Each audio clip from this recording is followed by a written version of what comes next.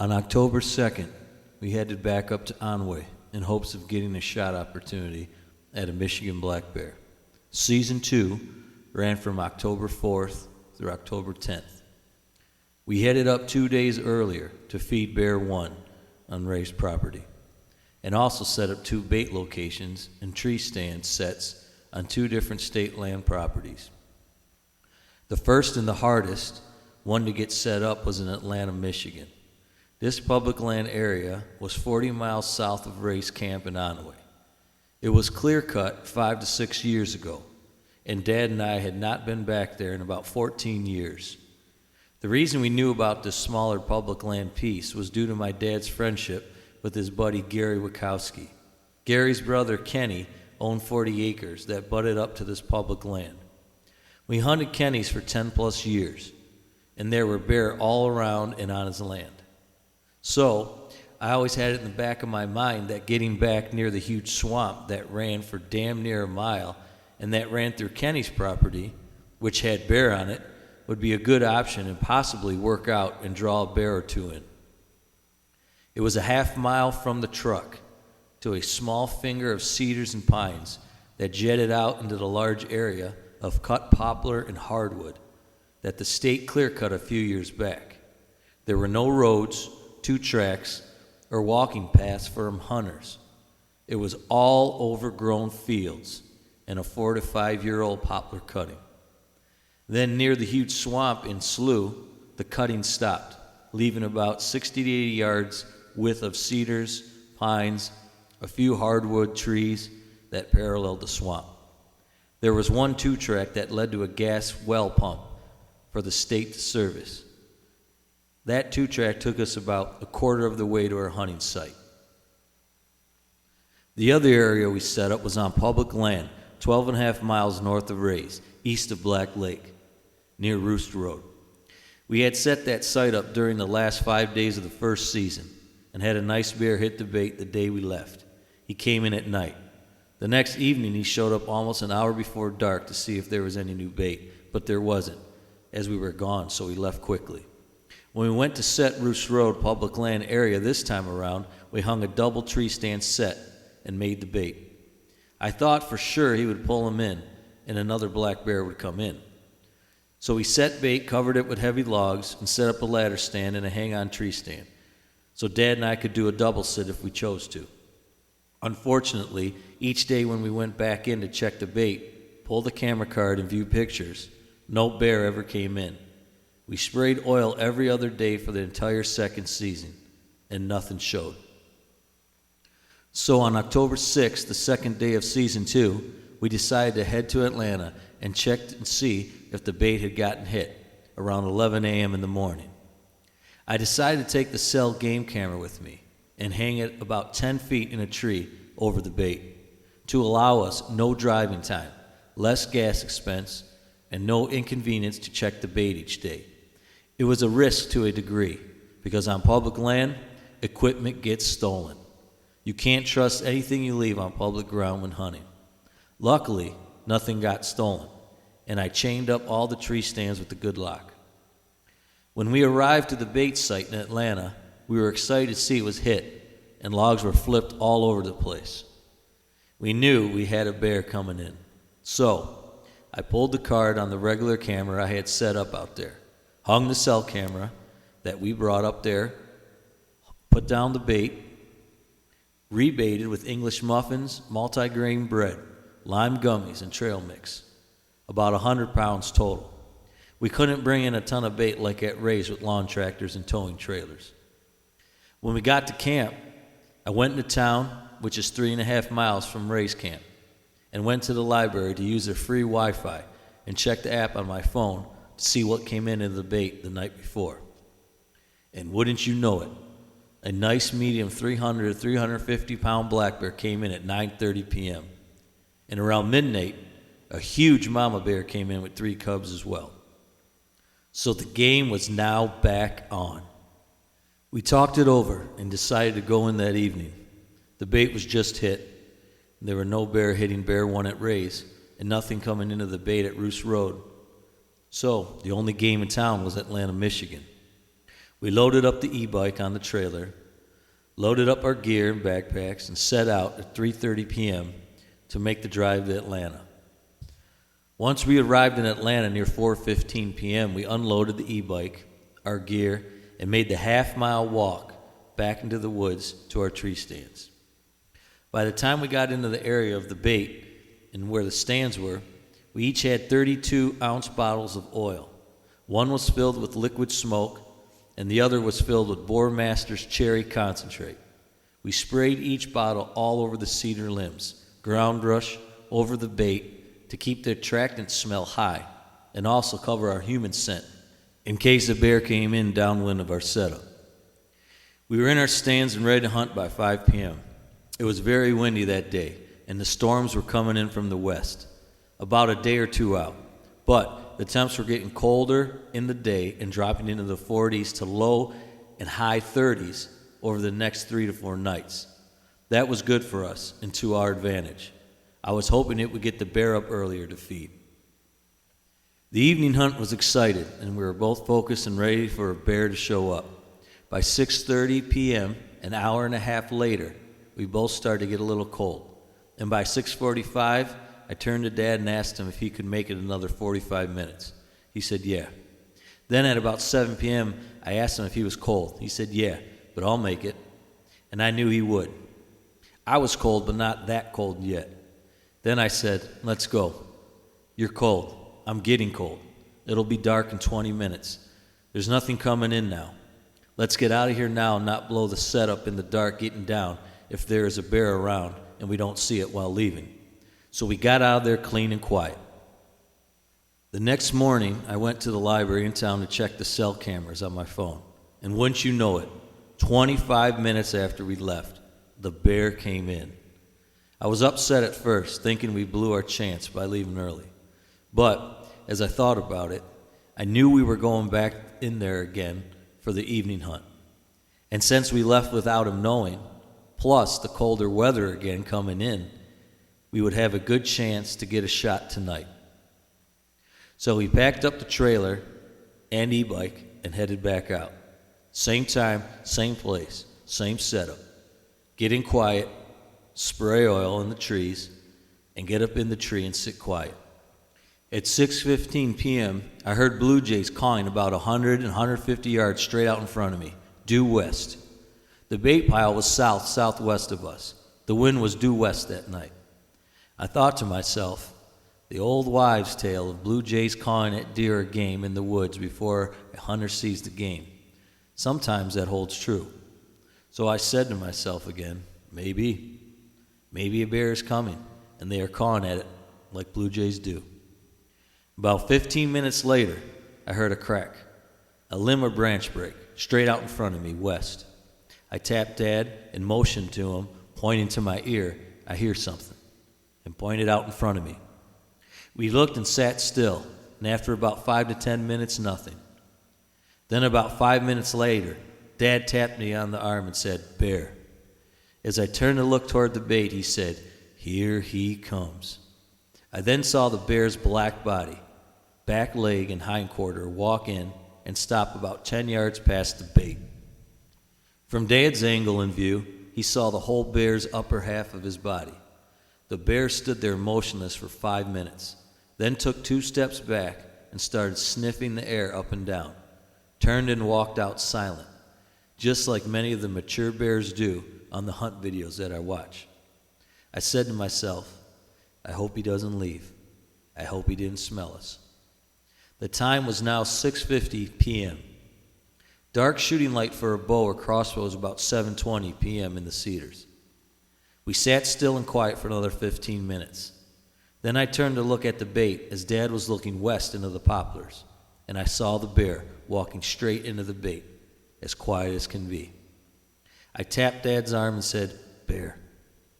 The bear stopped right in front of the bait and half sat down just looking at the bait covered by logs. After a minute, he got up, turned broadside, and started to smell the log pile. That's when Dad turned and looked up at me, and I turned and looked down at Dad, and we both nodded, indicating it's a shooter. As I turned to look at the bear again, he reached out with his front paw and ripped the log right off the pile. And that's when I drew my bow.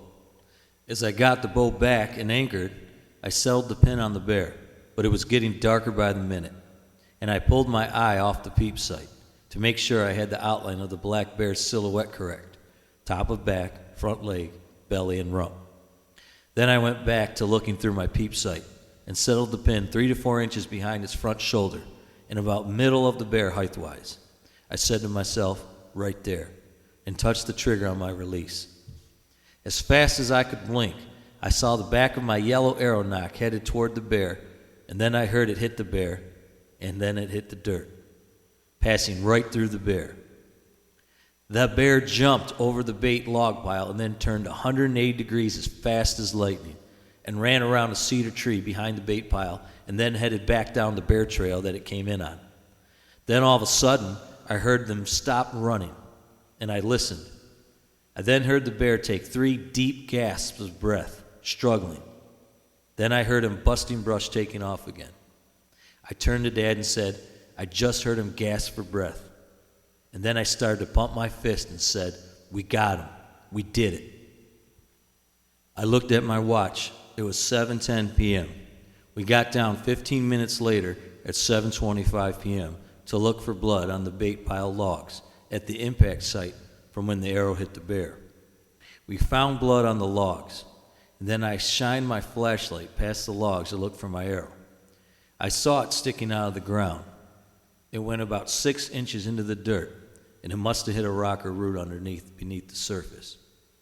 We shined the flashlights on the arrow, and I looked at the barred turkey feathers first, looking for blood color and or blood with bubbles on the white feather. We saw blood, no bubbles. Then I looked at the entire arrow and it had blood all up and down it at various places. So we backed out and went back to the truck. We did not want to track the bear at night. Too dangerous for us. When we got to the truck, we loaded up the e-bike and our gear, and as soon as we started the truck and pulled out, rain started to hit the windshield, and it rained moderately all the way until we pulled into Onway. That was about 40 to 45 minute ride. That wasn't good for the blood trail or for tracking tomorrow. So the next day we went out to track at 10 a.m. Had blood from the bait at impact site out to about 40 yards, where the bear stopped and took 3 deep gasps for breath.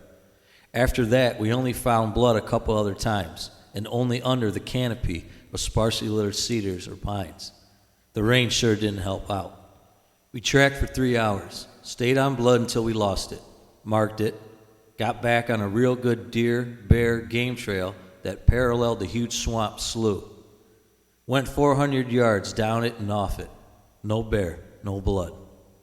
We then went back to the last blood, 40 yards from where I hit the bear and where I heard it gasp for breath.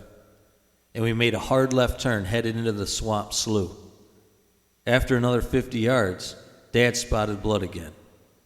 All blood was good, light red, and like everything I've been reading, smaller drops and like a paintbrush stroke on the leaves, due to the bear's long fur absorbing the blood on exit. We then kept heading deeper into the swamp, caught another sign of blood. Now we're about 130 yards from the impact of where I hit the bear.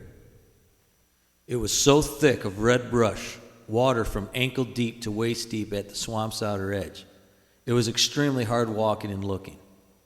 We stayed at it for another hour, but we could barely look under brush, into water holes, divots, yellow grass before a long slough-like pond filled with water started.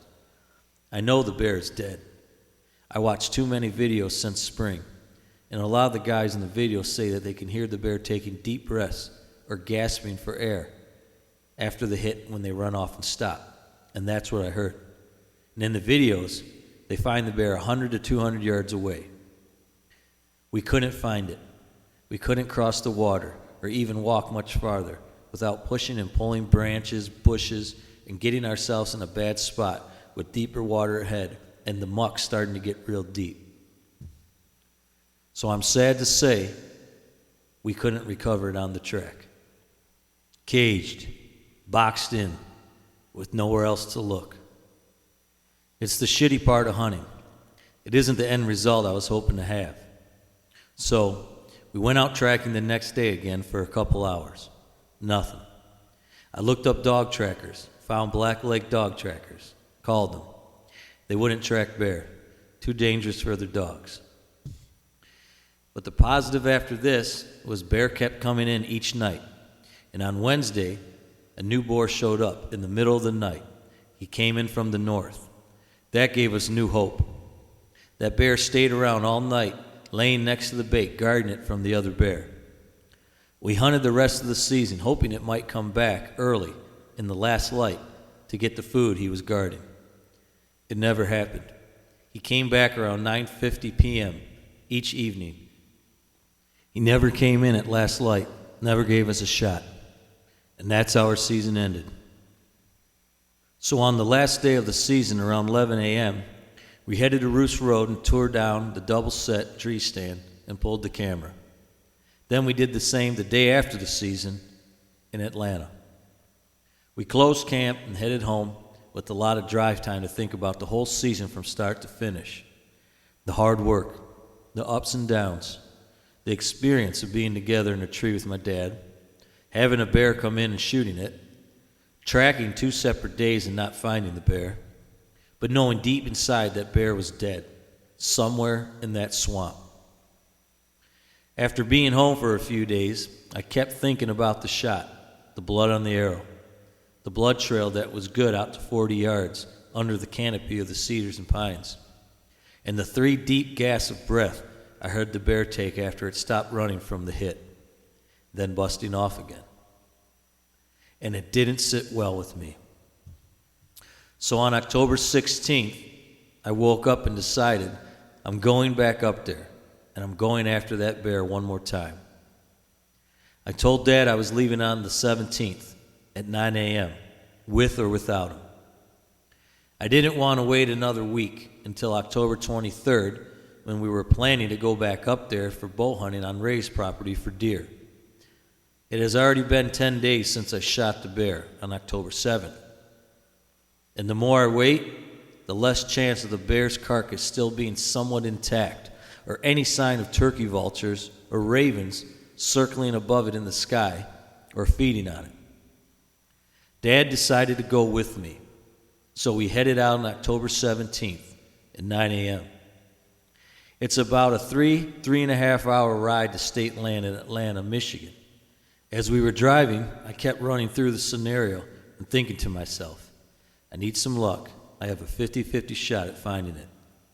As we walked into the cedars, where the tree stands were, I told Dad that I wanted to walk in as quiet as we could and make our way down to the edge of that swamp, close to where we had last blood, and make a plan. As we got in there, I didn't see any turkey vultures or ravens in the sky circling over the carcass. So we stopped in the knee-deep to waist-high yellow grass and started to talk about which way we wanted to start walking into the thick brush. And about 30 seconds to a minute later, 2 crow flushed up 70, 80 yards away, dead in the middle of that swamp. I said to Dad, might be the bear. Let's head that way. As we made our way out there, southeast into the swamp, pushing bushes out of the way, and with wet feet, we saw the bear laying down in a small 6-foot by 8-foot oval opening on slightly higher ground. We couldn't believe it. We were close to that area last time we searched, but we didn't go east enough and slightly more deeper than we needed to. The bear was laying on its side, broadside. The whole rib cage facing the sky was exposed and cleaned up right down to the bones. All the innards were gone, and the head was half submerged in a small water divot. The crows had already gotten its eyes, and the coyotes must have gotten to the rib cage and also the bear's cheek, neck, and part of the back of its throat. So I left the head, but used the machete I had to cut the brush when we were walking into the swamp and cut off the bear's paws and feet. This way, I could skin, tan, and mount the front paws on a small, live-edge slab of wood, and take the back feet claws and thread them on a piece of leather and hang them over the paws mounted with the picture along to the wall. And remember the 2024 Michigan black bear dream hunt together as long as we live. It was one hell of a season, one hell of a lot of work, One hell of a camp at Ray's, and one hell of an experience and one hell of a memory made with Dad. You know, there's been a lot of hype about DIY hunting, do it yourself, on public land over the last 5 to 7 years. That slogan and style seems to be all over the internet and in the hunting community. But the way I see it, all I've ever done is DIY hunting. It's how myself, Dad, and all his buddies, and anyone else that I ever knew who hunted, ever did. I mean, how else do you do it? You find some public land, or you know somebody who has land and gives you permission, or you knock on doors and ask permission, or you lease or buy land. But then you have to go out there and do the work, scout, hang stands, then put time in and hunt. So unless you spend $4,000 to $10,000 on an outfitter and guide service, you just do the work and hunt. It's been the hardest hunt I've ever did in my life so far. There's more work to be done cutting in, hanging stands, baiting for bear than any other deer, elk, moose, caribou hunt that I know of. I loved every minute of it. It's the hard that makes it so good. It's the hard that challenges your mind and body to stay the course and finish the game. And in the end, the gratitude you get is unmatched. I wanted this bear hunt to bring people together, Dad and I, Ray and his family. I did it for the challenge and adventure.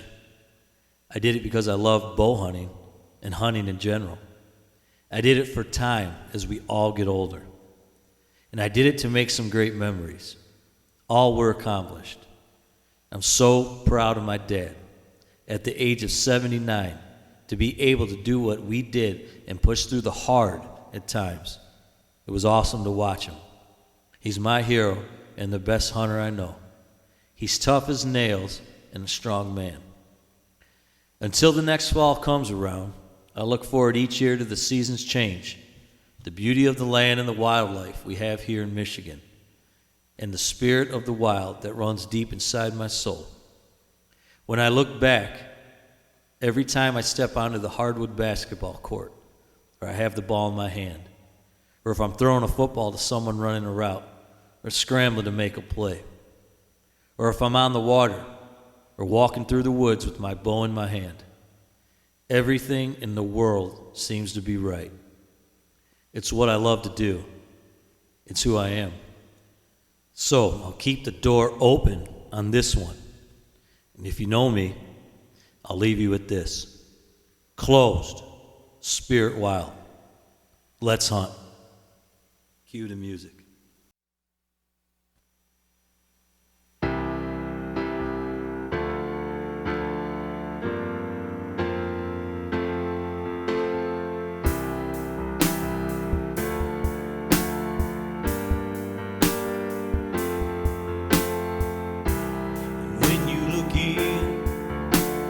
Take it in town and you walk on by yourself, and then you get up, put on your coat and rewind it. And when you look in, you stood on a mountain, crossed your arms and said, just try to breathe in, don't give up now on the process. And there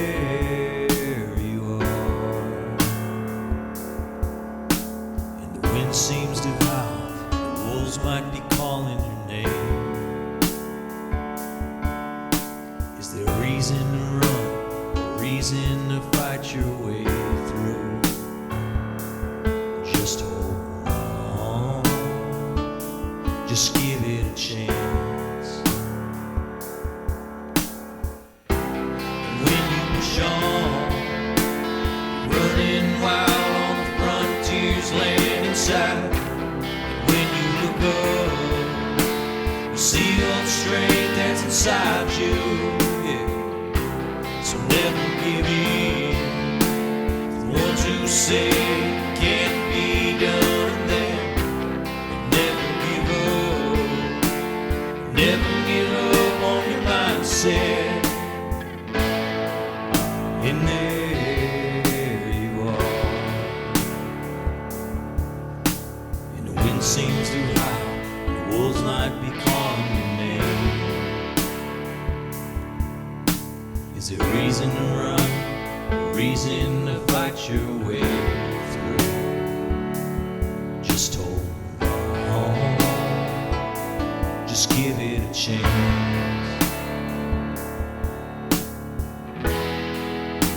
And those artificial walls in a way,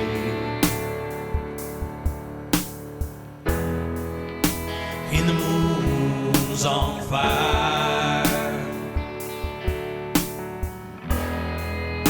Take a step back, don't put it away.